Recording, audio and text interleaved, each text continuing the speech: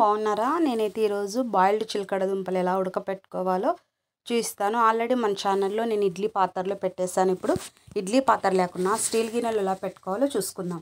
ఒక గిన్నెలో ఒక గ్లాస్ వాటర్ వేసేసుకోనండి చాలు. ఇలా వాటర్ వేసేసుకొని ఒక చిల్లుల గిన్నె ఉంటే చిల్లుల గిన్నెలో ఇలా పెద్ద సైజువి 4 లేక 5 తీసుకొని పెట్టేసుకోనండి. ఇలా గమనించండి, నేను ఈ సైజు ఉన్నా కానీ నిజంగా ఉడికిపోతాయండి. మీ అందరికీ డౌట్ వస్తుంది, ఉడుకుతుందో లేదో, బాయిల్డ్ అవుతుందో లేదో అని. గమనించండి, లాస్ట్ వరకు చూడండి, మీకే అర్థమవుతుంది. ఇలా పెట్టేసుకొని ఇలా ప్లేటు దానికి సరిపడినంత పెట్టేసుకోనండి. ఇలాగా హై ఫ్లేమ్ మీద 20 మినిట్స్ బాగా మగ్గనివ్వండి ఫ్రెండ్స్. ఇలాగ బాగా తెరలనివ్వండి. అయితే ఆవిరి పక్కకు పోకుండా ఆ ప్లేట్ మాత్రం అలాగే పెట్టేయండి.